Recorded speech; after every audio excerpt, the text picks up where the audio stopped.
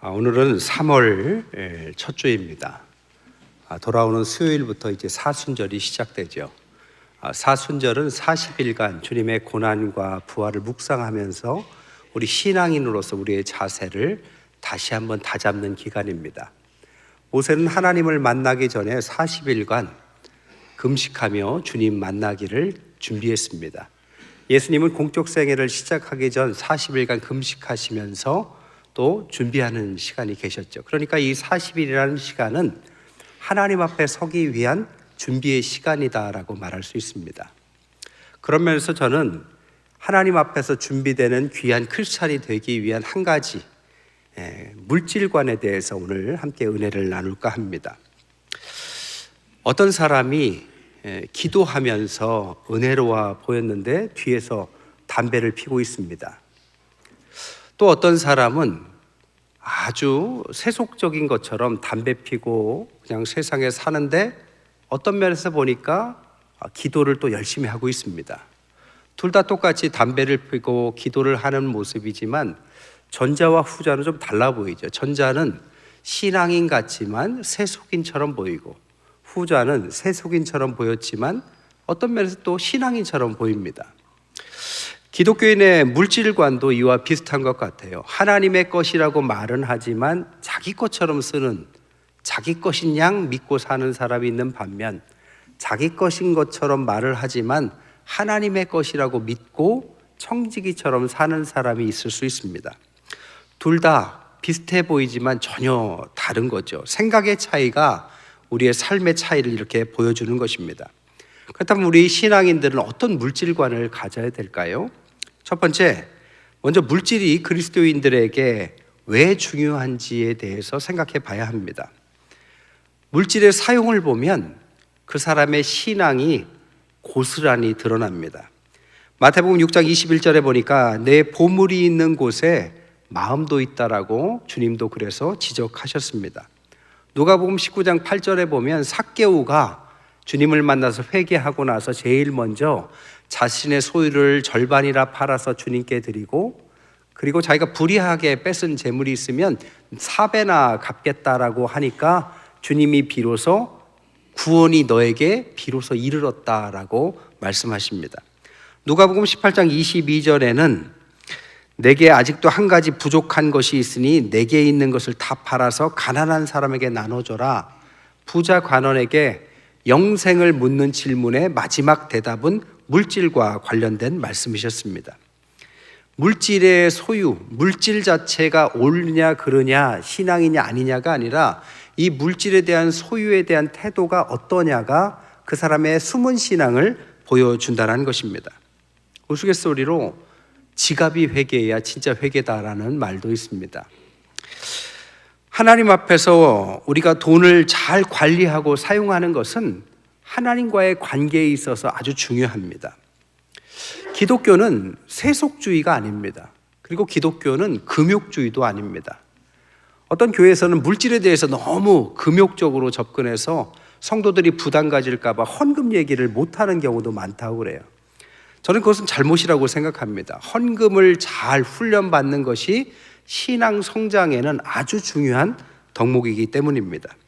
누가복음 8장에 보면 예수님도 마리아나 요한나나 수산나 같은 부유한 여인들을 통하여 그 여인들이 자신의 사역을 돕는데 아주 도움을 많이 받았습니다. 누가복음 10장에 보면 선한 사마리아 이야기가 나오는데 선한 사마리아인은 강도 만난 사람을 만났을 때 만나서 기도만 해주지 않았습니다. 자신의 물질을 내놓고 그를 치유받게 하고 또한 간병비까지 주면서 그에게 아주 물질적으로 크게 도움을 줍니다.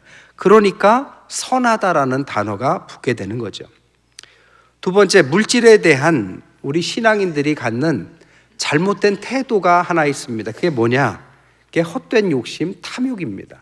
그러니까 물질이 좋냐 나쁘냐에 대한 어떤 가치가 있는 게 아니라 그 물질에 대한 태도가 어떠냐가 중요한데 신앙인들에게 물질에 대해서 지나치게 집착을 보이는 이 욕심, 이 헛된 욕심이 탐욕으로 발전하고 이것은 신앙을 해치는 거라는 거죠. 출애굽기 20장 보면 십계명의 마지막 명령도 탐욕하지 말라, 물질에 너무 집착하지 말라는 얘기였습니다. 저도 어렸을 때 가정이 좀 어려웠던 시기가 있어요. 한 중학교 때쯤 된 것 같은데요. 집안이 어려우니까 학교 갈 때 차비만 간신히 받아서 학교 다녔습니다. 근데 제 반 짝꿍이 부잣집 아들이에요. 끝나고 나면 꼭 떡볶이를 그렇게 먹고 가재요. 매일 그러는 겁니다. 근데 저는 떡볶이를 먹으면 걸어가야 되거든요. 그래서 난 됐다 해도 자기가 산대요. 그래서 매일 그 친구한테 떡볶이를 여러 날 얻어먹습니다. 사람이 염치가 있잖아요. 그러니까 한번 몇 날 얻어먹으면 하루는 제가 사야죠. 그러면 돈을 모았다가 한번 사주고 저는 집에 걸어가기 일쑤였습니다. 지금도 떡볶이 보면 그 생각이 나요. 살다 보면 어려운 시기도 있죠. 우리 권사님, 장로님 연배쯤 되시면 어려웠던 시기가 있습니다. 근데 이 어려웠던 시기를 잘 극복하고 좋은 시간이 가졌지만 아직도 물질에 대한 집착이 한 맺혀 있는 분도 있어요. 그러니까 물질 자체의 가치 판단이라기보다는 물질에 대한 이것이 집착으로 연결되면서 우리의 전 생애를 물질과 관련된 것들에만 신경을 쓴다면 이게 죄로 갈 가능성이 크다라는 것입니다. 누가복음 12장에 보니까 소출이 풍성한 부자가 나옵니다. 크게 창고를 짓고 물질을 거기에다가 넣어놓고 이것으로 그냥 살겠다라고 하는데 그날 하나님이 데려가시죠. 왜 그런 이야기를 적어 놓으셨느냐?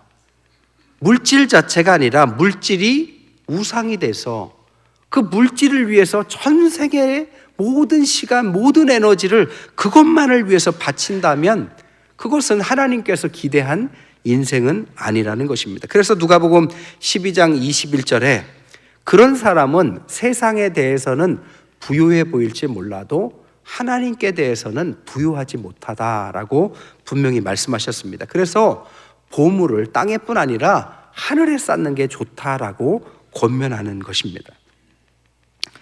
그럼 세 번째, 우리가 그럼 물질에 대한 어떤 태도를 가져야만 성경적인 태도일까요? 5가지 정도가 있습니다. 첫 번째, 얼마나 가져야 될까요? 얼마나 가져야 우리 신앙인이 성경적으로 물질을 갖는다라고 말할 수 있을까요? 집에다가 통장 10억 정도 넣어놓으면 이게 크리스찬의 적정액일까요? 성경에는 적정액을 이야기하는 것이 아니라 얼마를 가져도 상관은 없는데 그 물질보다 자신의 신앙의 그릇이 앞서야 된다라고 말합니다. 그러니까 얼마를 갖든 적게 갖든 많이 갖든 신앙의 그릇이 그것보다는 앞서면 문제가 되지 않습니다. 그러나 신앙의 그릇이 물질보다 작으면 그 물질이 오히려 화가 돼서 돌아오는 경우가 많다라는 거죠. 세상에 살면서도 부모가 열심히 부를 모아서 자녀들에게 주려고 크게 부를 모은 사람들 중에 자녀들에게 그것을 주면서 그걸 가지고 부모 자녀 간의 원수가 되고 자녀들 형제들끼리 원수가 되는 일이 얼마나 많습니까? 그러니까 물질이 잘못된 게 아니라 물질을 다룰 만한 가족의 그릇이 준비가 안 된 거죠. 신앙도 마찬가지입니다. 우리가 물질을 하나님 주시지만 그 물질을 가지고 하나님께서 이 땅에서 충분히 복된 삶을 살아갈 만한 신앙의 그릇이 준비되어야 된다는 것입니다. 시편 1편에 보면 복 있는 사람은 이라고 말할 때 이 복은 단순히 물질이 있냐 없냐가 아니라 하나님 앞에서 말씀을 주야로 묵상하고 바람에 나는 겨와 같이 간 겨와 같지 않고 하나님 앞에서 세상 유혹에 끌려가지 않는 그릇이 준비된 사람에게 흔히 말하는 세상에 물질적 축복이 있다면 그게 축복이다라고 2단계를 거쳐서 설명합니다. 그렇지 않고 단순한 물질이 있다면 그것이 때로는 우리를 바람에 나는 겨와 같이 오히려 화를 불러 일으키기도 한다라는 거죠. 두 번째, 물질에 대한 성경적 태도 두 번째는 모든 주권이 하나님께 있다라는 사실을 잊지 말라는 것입니다. 오늘 본문에도 그렇죠.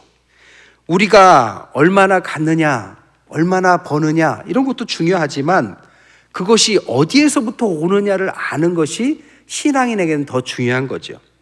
여러분, 인생에 오래 사신 경륜 있는 어르신에게 물어보십시오. 인생이 내 뜻대로 되더냐? 우리 성도들 중에서도 큰 부를 갖고 있다가 그것을 잃어버린 분도 계시고, 또한 고생하다가 큰 부를 잃은 분도 계십니다. 그런데 그 모든 것이 단순히 인간의 생각에서만 나온 것이 아니라 그 주권이 하나님께서부터 나온 경우가 대부분이라고 고백하고 있다라는 사실입니다. 모든 소유가 내 노력으로만 이루어진다면 우리는 자유할 수 없습니다. 하나님께서 주시고 하나님께서 그 모든 소유의 주인이라는 믿음이 있는 자가 진정한 인생의 자유를 얻게 되는 것이죠. 그래서 우리는 얼마나 주님께 드릴까요? 라는 질문보다는 우리 인생에서 하나님의 것을 얼마나 소유해야 될까요?를 질문해 봐야 합니다.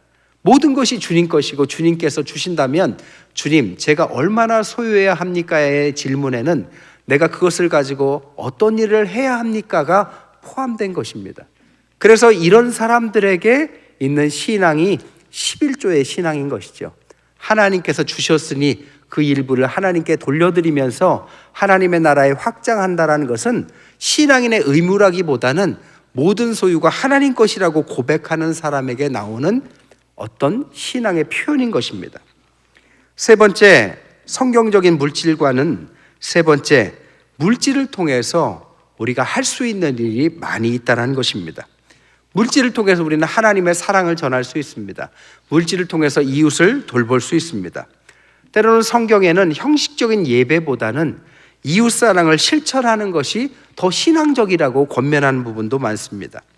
이사야서 58장 6절 7절에 보니까 내가 기뻐하는 금식은 흉악의 결박을 풀어주고 멍에의 줄을 끌어주고 압제당하는 자를 자유케 하고 모든 멍에를 꺾는 것이다.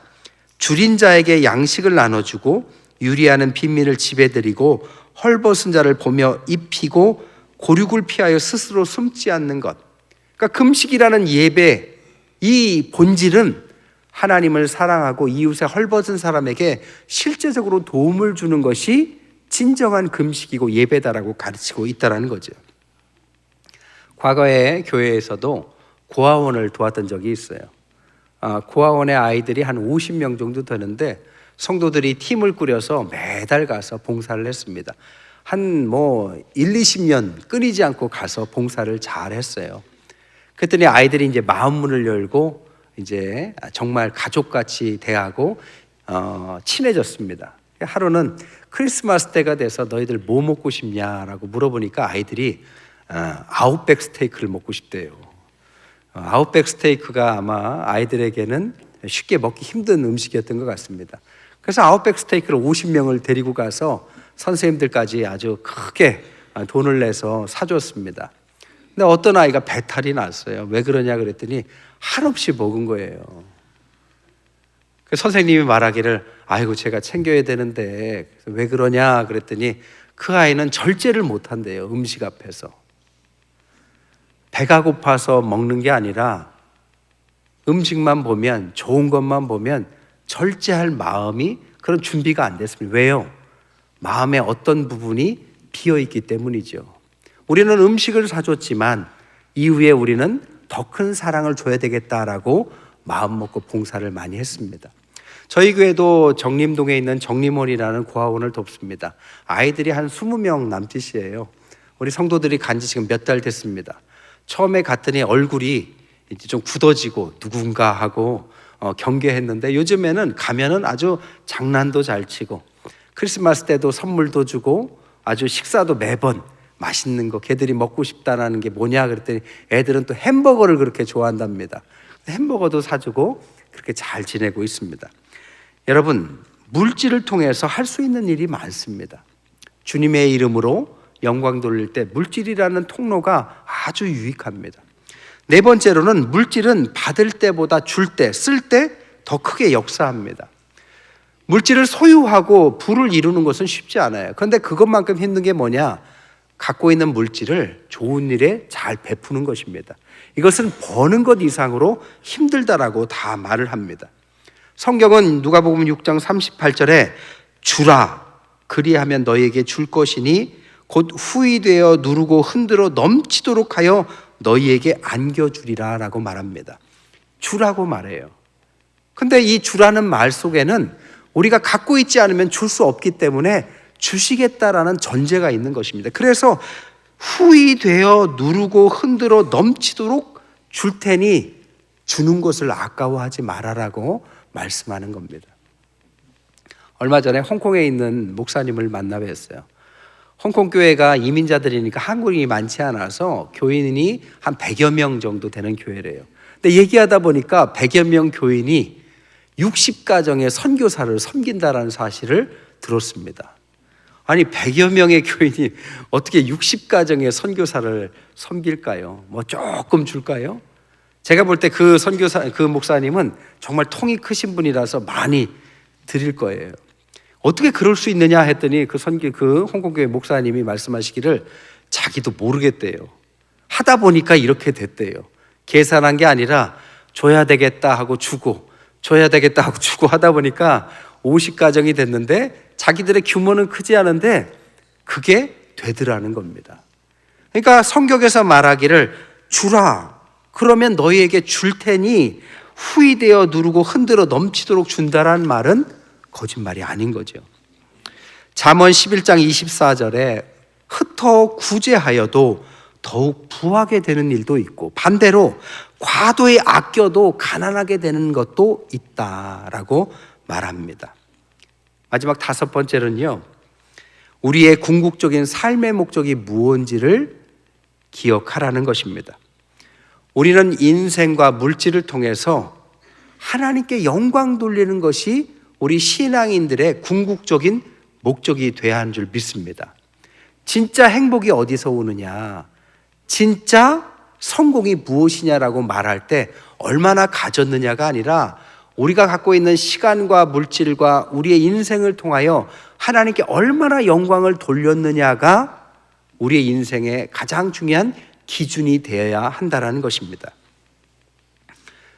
지난 주간에 제자훈련 세미나를 다녀왔습니다.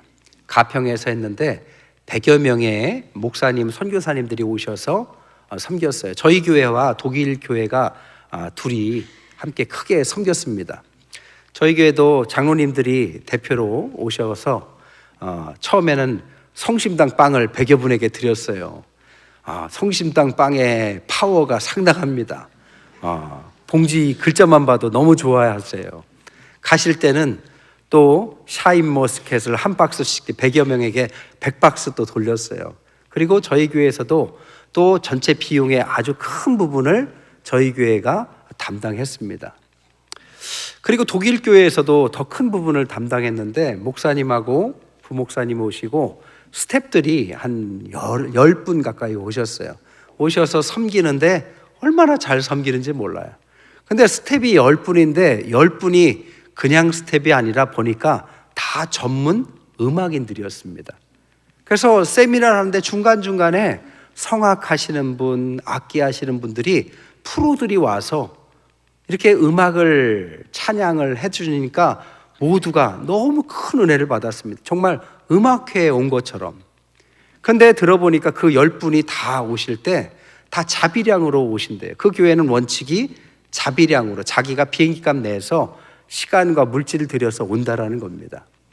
첼로 하시는 분은 첼로를 갖고 올 때 비행기를 타야 되는데 이것은 어디에 둘 수가 없어서 비행기 티켓을 2장 끊어야 된대요. 근데 그런 것들을 다 자기가 끊어서 오셔서 찬양 인도하고 하니까 거기 있는 100여 명의 목사님, 선교사님들이 말씀과 찬양 가운데 정말 큰 은혜를 받았습니다. 어떤 교회 목사님은 나중에 간증하시는데 자기는 15년 동안에 개척교회에서 너무 마음이 힘들었는데 이번에 정말 마음이 열리고 하나님 앞에서 눈물로 회개하고 다시 은혜를 받았다라고 말씀하셨고, 어떤 선교사님은 카자흐스탄에서 오셨는데 정말 이것을 통해서 우리 성도들에 대한 태도를 바꿔야 되겠다라고 자신이 결단했다라고 은혜를 나눴습니다. 100여 명의 목사님, 선교사님이 은혜 받았으니 이번 주에 다 각자의 교회로 가시면 아마 강단에서 은혜가 넘치게 퍼지겠죠. 100명의 목사님, 그 개인이 아니라 교회와 선교지가 복을 받는 것입니다. 근데 이 일을 하기 위해서 일주일간 우리가 섬겼던 비용은 수천만 원입니다. 물질이 없이는 이 모든 것이 불가능하죠. 하지만 저는 이것을 통해서 이런 일들을 우리 성도들과 함께 하기를 원한다라는 마음을 하나님 앞에서 받았습니다. 그래서 앞으로 이런 일들을 더 할 수 있도록 기도하고 헌신하는 분들이 함께 자원하면서 목회자들, 선교사들 섬기면서 어려운 시대에 더 힘을 내서 정말 신앙인들이 서야 될 자리에 은혜가 공급되는 일, 저는 그 일에 우리 교회가 귀하게 사용받기를 원합니다. 이 모든 일에 물질이 없이는 불가능하다는 거죠. 누가복음 16장에 보면 불의한 재물이라도 친구를 사귀고 하나님 나라를 위해서 사용할 수 있다라고 말합니다. 주님 일을 하기 위해서 가장 중요한 것은 하나님의 사람들을 세우는 일입니다. 그 하나님의 사람을 세우기 위해서 우리 인생에 주신 시간과 물질을 활용하는 것을 아끼지 말아야 합니다. 옛날에도 여러 번 말씀드렸죠. 옛날에 있던 교회에서 어떤 집사님이 지갑을 잃어버렸다고 하면서 이럴 줄 알았으면 목사님 식사라도 한번 대접할 걸, 너무 아깝다고. 지갑 안 잃어버렸을 때는 한 번도 식사 안 사더니 잃어버리니까 좀 그런 생각이 드셨나 봐요. 여러분, 이것은 단지 그분만의 이야기가 아니죠. 우리 인생의 끝이 다가오고 하나님 앞에 서야 될 시간에 우리의 생각 속에 이렇게 인생을 살 거였으면 하나님 앞에 조금 더 적극적으로 살 걸, 하나님 앞에 조금 더 베풀며 살 걸, 하나님 앞에 조금 더 열심히 살 걸이라고 후회한다면 그것은 너무 늦은 것입니다. 시간과 물질은 우리가 살아있는 동안에 유효한 도구일 뿐입니다. 그것을 통해서 우리가 하나님 앞에서 귀한 일들을 하고 하나님의 영광을 돌려드리기 위해서 때로는 사람들에게 하나님은 큰 물질도 주시고 재능도 주시는 것입니다. 한 가지 이야기만 더 하고 말씀을 마칠게요. 요한 웨슬레 목사님이 한 번은 돈이라는 제목으로 설교를 했답니다. 그랬더니 지나가는 어떤 분이, 부자가 돈이라는 제목이 너무 좋아서 교회에 들어왔대요. 그때 말씀이 잠언 10장 22절인데 주의 복은 부유하게 하며 그는 복과 함께 슬픔을 더하지 않는다 했더니 너무 은혜로운 말씀인 거예요. 웨슬레 목사님 세 가지를 설교하시는데, 첫째, 돈을 모아야 합니다 라고 말하니까 부자가 연신 고개를 끄덕끄덕 하면서 아주 은혜를 받더랍니다. 둘째, 돈은 남용하지 말고 저축하는 마음을 가져야 합니다 했더니 아멘 하면서 옆 사람 보면서 아멘 아멘 하더랍니다. 그리고 셋째, 그 돈은 하나님께서 맡기신 것이니 하나님 뜻대로 사용해야 합니다 그랬더니 나가더랍니다. 여러분, 이것이 혹 우리의 삶이 되면 안 됩니다. 복 받으라고 할 때는 아멘 아멘, 그러다가 주님을 위해서 귀하게 쓰자 하면 그때는 인색해지고 우리의 마음이 위축되고 그것은 틀렸다라고 생각한다면 그 부자와 우리는 다를 바가 없는 것이죠. 성경에는 물질적인 실패관과 물질적인 성공관에 대해서 뚜렷하게 설명하는 구절이 있습니다. 먼저 물질적인 실패관은 디모데전서 6장 10절에 돈을 사랑하는 것이 모든 악의 뿌리가 되고 이것을 욕심내는 어떤 사람들이 믿음에서 떠나 방황하다가 많은 슬픔으로 자신을 찌를 것이다 라고 말합니다. 반면에 물질의 성공자를 오늘 본문에 이렇게 말하죠.